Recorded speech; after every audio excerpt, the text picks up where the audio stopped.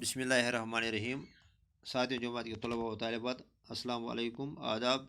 प्यारे बच्चों, उम्मीद है कि आप खैरियत से होंगे।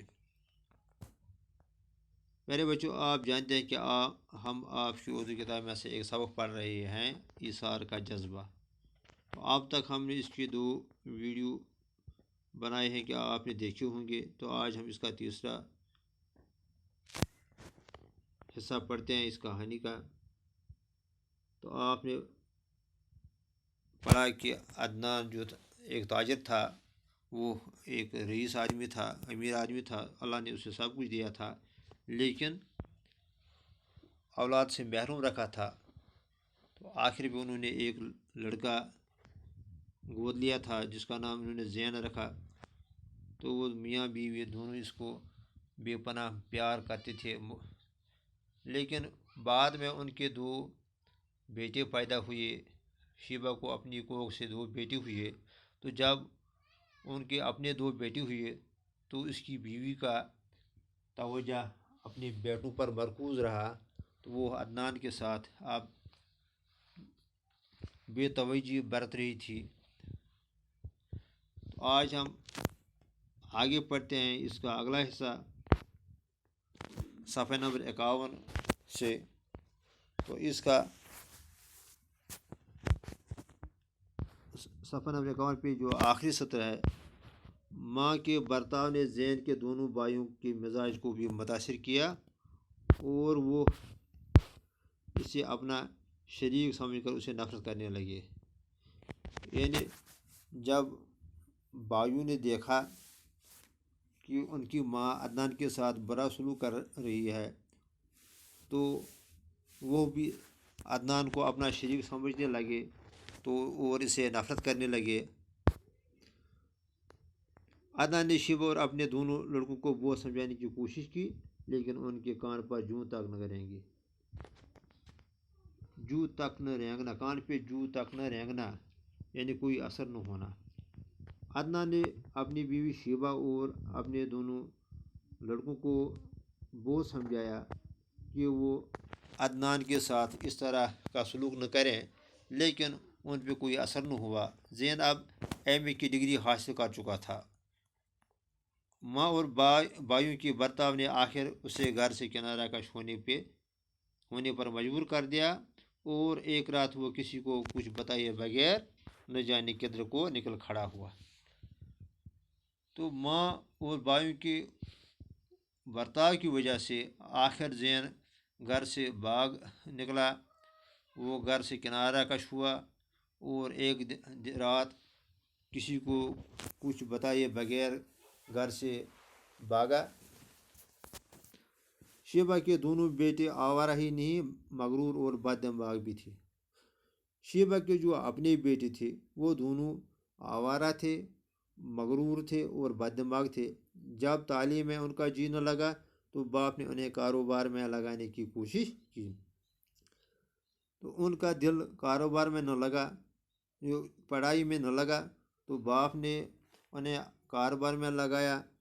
मगर ऐसी बेलगाम तबीयत रखने वाले भला व्यापार में क्यों कर सुरखरू होते।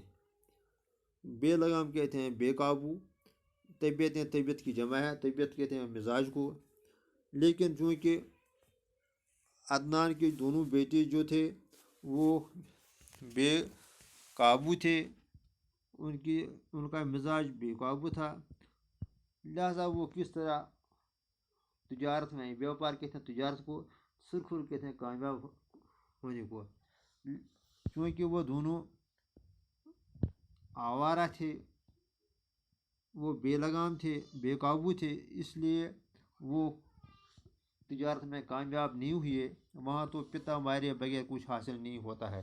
पिता मारना यानी मेहनत करना, वहाँ तो यानी तिजारत में बगैर मेहनत के कुछ हासिल नहीं होता है। और ये वो काम था जो इनके बस से बाहर था, यानी तिजारत या व्यापार उनके बस से बाहर था। अदनान में अब इतनी हिम्मत नहीं थी कि तनहा सारा काम चला लेता। अदनान भी अब बूढ़ा हो चुका था, कमज़ोर हो चुका था, उसका सेहत ख़राब हुआ था। तो इसमें भी अब इतनी हिम्मत नहीं थी कि वो तन तनहा यानी अकेला सारा काम चला लेता। हिस्सेदारों ने भी जब उनकी ये हालत देखी तो आहिस्ता आहिस्ता सब कुछ अपने कब्जे में मसरूफ़ हो गए। तो हिस्सेदार जो इसके थे, जो इसके शरीक थे, जो लोग इसके कारोबार में शराकत दर थे, तो उन्होंने जब अदनान की कमज़ोरी देखी तो उन्होंने तजारत पे कब्ज़ा करने की कोशिश की। वो तजारत पे कब्ज़ा करने में मसरूफ़ हो गए। नतीजा ये हुआ कि कुछ मदद बाद ही उसका देवाला पिट गया। देवाला पिटना यानी कंगाल होना, इसका नतीजा ये निकला कि अदनान कुछ मदद बाद मुफलिस हो गया, कंगाल हो गया। कहते हैं मुसीबत कभी तन्हा नहीं आती। ये मुहावरा है कि मुसीबत जब आती है तो हर तरफ आती है, तरह तरह से आती है। दौलत क्या गई, सेहत ने भी जवाब दिया। अब अदनान की दौलत ही नहीं गई, बल्कि अब उसका सेहत भी ख़राब हो गया। सेहत ने भी जवाब दे दिया। बीमारी ने इस तरह आन दबोचा कि देखते ही देखते अदनान का वजूद महज एक साया सा बन कर रह गया। यानी बीमारी ने अदनान को इस तरह कमज़ोर किया, अब वो महज एक हड्डियों का ढांचा रह गया। डॉक्टर ने मुआयना करने के बाद उसके दोनों गर्दे नाकारा होने का ऐलान किया। जब डॉक्टरों ने उसका मुआयना किया तो उन्होंने देखा कि उसके दोनों गुर्दे जो हैं वो ख़राब हो चुके हैं। अब इसके ज़िंदा होने की वाहिद उम्मीद ये थी कि उसका कम से कम एक गुर्दा तब्दील कर दिया जाए। तो अब उसके बचने की एक वाहिद उम्मीद ये थी कि कम से कम उसका एक गुर्दा तब्दील कर दिया जाए। ये वाक़ा 5-10 बरस पहले पेश आया होता तो किसी भी कीमत पर गुर्दा हासिल किया जा सकता था। यानी अगर आज से 5 या 10 बरस पहले ये वाक़ा पेश आता तो उस वक़्त अदनान की हालत अच्छी थी, तो उसके पास पैसे थे, वो किसी भी कीमत पे गुर्दा हासिल कर सकता था। अब तो 2 वक्त की रोटी भी मैसर नहीं थी, यानी मैसर होना कहते हैं मिलना। अब उन्हें 2 वक्त की रोटी भी नहीं मिलती थी। गुर्दे की कीमत कहाँ से अदा होती। आवारा बेटे तो बाप को कंगाल पाकर पहले ही न जाने किधर निकल चुके थे। यानी आवारा बेटों ने जब बाप को कंगाल पाया तो उन्होंने सोचा कि अब ये हमारे लिए बोझ है। उसके इलाज के लिए उनके पास पैसे नहीं थे, तो उन्होंने बाप की हालत देखकर घर छोड़ दिया। उन्होंने बाप को बेसहारा छोड़ दिया। एक शेबा थी जो अपने गलतियों का कफारा अदा करने के लिए उसका साथ दिए जा रही थी। अब अदनान के पास सिर्फ एक रह गई थी, वो थी उसकी बीवी, जो अपने गुनाहों का बदला उठा रही थी। जो उसने अदनान के साथ, जैन के साथ बुरा सलूक किया, तो इसका सज़ा वो उठा रही थी। अपनी अपनी जगह पर दोनों को एक ख्याल अब रह कर परेशान कर रहा था कि इन्हें जैन से की गई नाइंसाफ़ी की सज़ा मिल रही है। तो अब वो दोनों पछता रहे थे, अदनान और शेबा, कि उन्हें ये सज़ा इसलिए मिल रही है कि उन्होंने जैन के साथ नाइंसाफ़ी की है। लेकिन अब पछताने से क्या फ़ायदा था, लेकिन अब पछताने से कुछ फ़ायदा नहीं। तो अब इस लेसन में कुछ नए अल्फाज आए हैं।